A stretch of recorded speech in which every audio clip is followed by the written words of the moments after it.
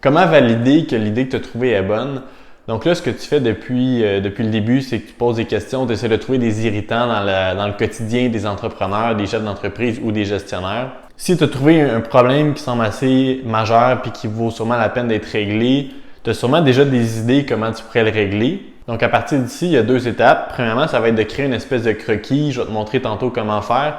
Une espèce de PDF pour montrer juste un visuel de notre idée. Voici qu'est-ce qu'on pense faire pour régler le problème.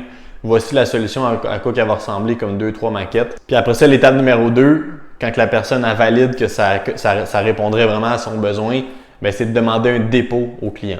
Ce que je te recommande pour valider que l'idée est vraiment bonne, c'est d'avoir entre 7 à 10 personnes qui sont prêtes à te donner un dépôt. Le dépôt, c'est super important que tu le comprennes puis qu'eux aussi le comprennent. C'est remboursable à n'importe quel moment. Donc, qu'ils te le disent juste verbalement ou par écrit, redonne-moi mon dépôt, tu es dans l'obligation de le faire.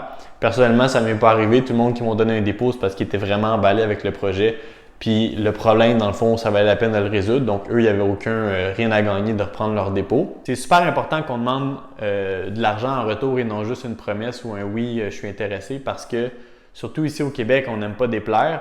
Fait que c'est facile pour les gens de dire oui, ça m'intéresse, reviens me voir quand ton idée va être développée.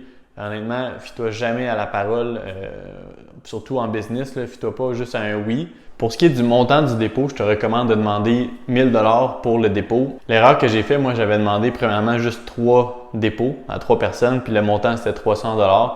Mais avec du recul, ce que ça le fait, c'est que j'ai trouvé un problème qui n'était pas aussi important que j'aurais voulu. Pour te faire une longue histoire courte, dans les solutions de logiciel, tu as 2 types. Tu as les painkillers qu'on appelle, ça c'est vraiment l'idéal. Le painkiller, c'est quand il y a vraiment un problème qui est très très gros chez le client, il est prêt à payer très très cher pour régler ce problème-là.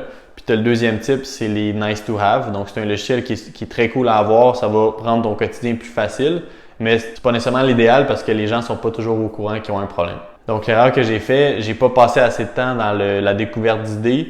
Ce qui fait qu'au final, avec du recul, ce que j'ai développé, moi, c'est plus le deuxième type, le nice to have.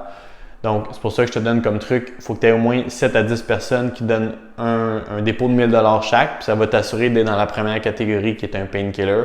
Si les gens sont frileux, sont pas prêts à donner ce montant-là ou que tu n'es pas capable de trouver assez de personnes qui ont ce problème-là, c'est parce que tu es sûrement dans la catégorie 2, puis je te conseille de prendre ton temps vraiment, là, puis assure-toi d'être dans la première catégorie. Si tu as des questions concernant le dépôt, la mécanique, comment ça fonctionne, tu as juste à m'écrire dans les commentaires. Je vais faire de mon possible pour te répondre le plus rapidement possible.